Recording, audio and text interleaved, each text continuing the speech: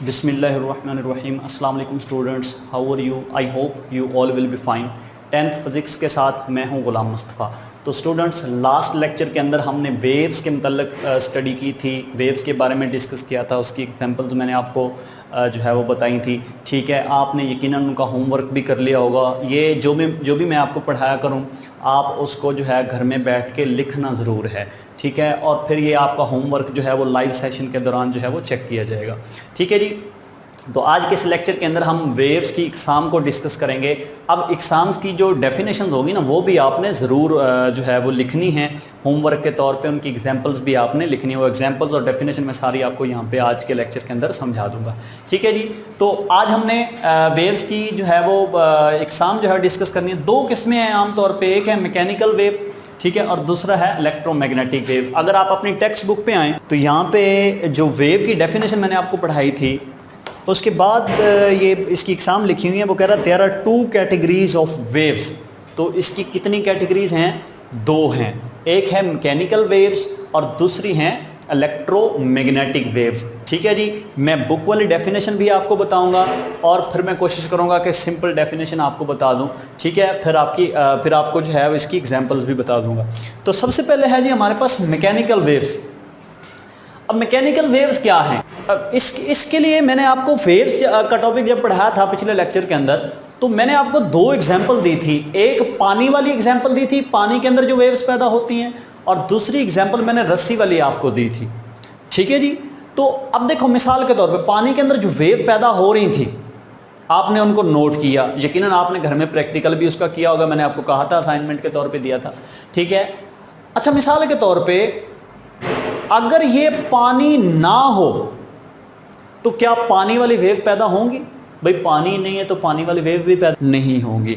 रस्सी की मैंने एग्जांपल दी थी, तो रस्सी के अंदर वेव पैदा हो रही थी, वो भी आपने नोट की थी। अगर रस्सी ना हो तो क्या रस्सी के अंदर वेव पैदा होंगी? भाई रस्सी नहीं है तो वेव कहां से आए? ठीक है। तो आप कह सकते हैं कि जब तक ये पानी होगा या रस्सी होगी तब तक ये वेव पैदा होंगे। ठीक है। अगर ये दोनों नहीं होंगे तो उस वक्त फिर ये वेव पैदा नहीं होंगी। समझा रही बात की? अब मैंने आपको ये भी बताया था कि पानी भी मीडियम है और रस्सी भी क्या है? मीडियम है। यानी कि ये दोनों मीडियम होंगे तो ये वेव्स होंगी। अगर ये दोनों मीडियम नहीं हैं तो फिर ये वेव्स नहीं होंगी। तो हम कह सकते हैं ये जो दोनों मिसालें मैंने आपको दी थी, पानी वाली और रस्सी वाली, इसके अंदर ऐसी वेव्स पैदा हुई थी, आप ये कह सकते हैं कि इनके लिए मटेरियल मीडियम का होना लाजमी है।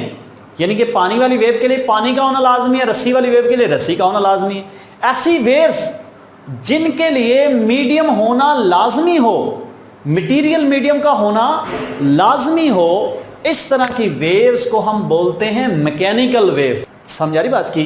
तो ऐसी वेव्स जिनको मीडियम की जरूरत हो एक जगह से दूसरी जगह प्रोपेगेट होने के लिए, या यूं कह लें कि ऐसी वेव्स जिनको प्रोपेगेट होने के लिए या जिनको पैदा होने के लिए किसी मटेरियल मीडियम की जरूरत हो, ऐसी वेव्स को हम जो है वो मैकेनिकल वेव्स बोलते हैं। ठीक है जी।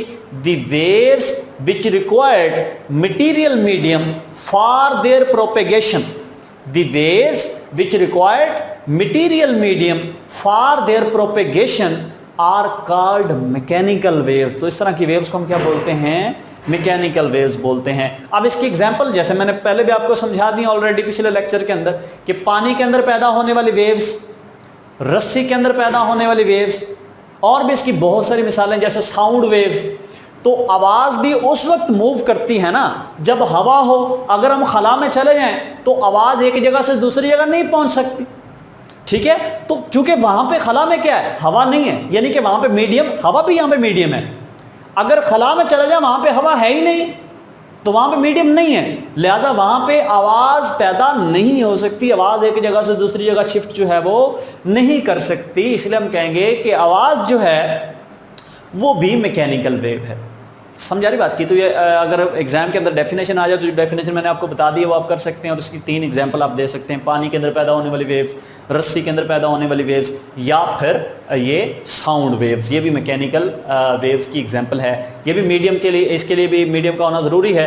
अगर मीडियम नहीं होगा तो आवाज़ एक जगह से दूसरी जगह मुंतकिल जो है वो नहीं होगी। ठीक है, ये यकीनन आपको मैकेनिकल वेव की समझ आ गई होगी। ठीक है, ये सारा आपने होमवर्क के तौर पे भी करना होगा।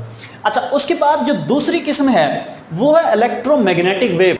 अब देखें, हम आम तौर पे पढ़ते हैं कि ये जो घर में हम डिश एंटीना यूज़ करते हैं या फिर जो सिंपल एंटीना वगैरह हम यूज़ करते हैं, तो हम टेलीविज़न चलाने के लिए, ठीक है, तो हम कहते हैं कि सिग्नल आ रहे हैं। ठीक है, या फिर मोबाइल की अगर हम बात कर लें तो मोबाइल के अंदर भी सिग्नल आते हैं। चलो, मोबाइल तो हम ज़मीन के ऊपर इसको हैंडल कर लेते हैं। ठीक है, मैं आपको जस्ट जो है वो सिंपल इसकी मिसाल देता हूँ। टेलीविज़न की जो कोई एंटीना होगा उसके अंदर जो सिग्नल होते हैं ना, सिग्नल क्या हैं? सिग्नल भी वेव्स हैं। समझ आ रही बात की? सिग्नल्स भी क्या हैं? ये भी वेव्स हैं। अब देखो, हम क्या करते हैं कि हम खला में सैटेलाइट भेजते हैं। डिश एंटीना जो हम यूज़ करते हैं घरों में, मैं उसकी एग्जांपल दे रहा हूँ। डिश, ठीक है, जो पाक सेट इसके ऊपर यूज़ करते हैं, उसके अलावा जो है वो एशिया सेट आप यूज़ करते हैं। तो आपके लिए डिश की डायरेक्शन जो है वो फिक्स होती है। अगर आप जो है वो पाक सेट यूज़ कर रहे हैं तो इस साइड पे आप अपना डिश एंटीना रखते हैं। ठीक है, अगर आप जो है वो एशिया सेट यूज़ कर रहे हैं तो फिर इस साइड पे रखते होते हैं। अगर आप इसकी डायरेक्शन चेंज कर दें तो क्या सिग्नल आएंगे? नहीं आएंगे। तो इसका मतलब ये हुआ कि इधर सैटेलाइट है जिधर से सिग्नल आ रहे हैं डिश की तरफ। समझ आ रही बात की? अब ये सिग्नल क्या है?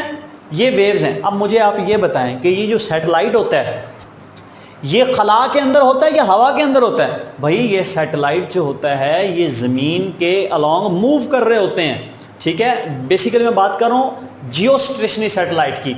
तो अगर वो ज़मीन के मूव कर रहा है, ठीक है, तो उसकी डायरेक्शन चेंज होनी चाहिए। हमें बार बार जो है वो डिश एंटीना की डायरेक्शन चेंज करनी चाहिए, लेकिन ऐसा नहीं होता। रीज़न ये है कि जितनी स्पीड के साथ ज़मीन अपने एक्सेस के गिर्द घूम रही है ना, उतनी स्पीड के साथ ही ये सैटेलाइट ज़मीन के अलॉन्ग घूम रहा है। इसलिए ये दोनों ज़मीन और सैटेलाइट एक दूसरे के लाश से रुके हुए होते हैं। इनको बोलते हैं जियो स्टेशनरी सैटेलाइट। ये भी जो है वो आप 9th के अंदर इसको तफसील से पढ़ चुके हैं। ठीक है जी। अब क्या होता है, सैटेलाइट से उस डिश एंटीना की जानब सिग्नल पहुँचते हैं। सिग्नल, मैंने कहा सिग्नल भी वेव्स हैं। तो अब देखो, उस सैटेलाइट और इस डिश एंटीना के दरमियान खला भी है। तो खला में तो कोई मीडियम होता ही नहीं है, लेकिन फिर भी सिग्नल उस सैटेलाइट से डिश एंटीना तक पहुंचते हैं। यानी कि जो सिग्नल वाली वेव्स हैं वो खला में से भी पास कर जाती हैं। खला में कोई मीडियम है नहीं है, लिहाजा हम कह सकते हैं ये जो सिग्नल्स हैं ना, ये ऐसी वेव्स हैं जिनको मीडियम की ज़रूरत नहीं होती। और इस तरह की वेव को हम बोलते हैं इलेक्ट्रोमैग्नेटिक वेव। समझा रही बात की? ठीक है, ऐसी वेव्स जिनको प्रोपेगेट करने के लिए मटेरियल मीडियम की ज़रूरत ना हो, ऐसी वेव्स को हम इलेक्ट्रोमैग्नेटिक वेव्स कहते हैं।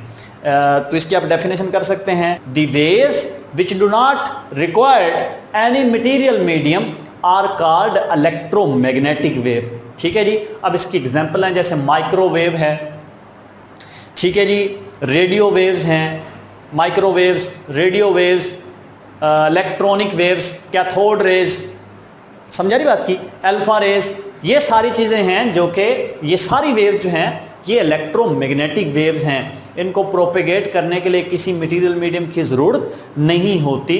तो इस तरह की वेव जो है वो इलेक्ट्रोमैग्नेटिक वेव्स कहलाती हैं। आज के लेक्चर के अंदर जस्ट मैंने आपको ये दो डेफिनेशन ही समझानी थी। नेक्स्ट लेक्चर इंशाल्लाह बहुत अहम होगा, वो आपने ज़रूर देखना है। ये जो मैंने समझाया है इसको आपने लिखना भी ज़रूर है होमवर्क के तौर पर। आज के लेक्चर को यहीं पर ख़त्म करते हैं। अल्लाह हाफिज़।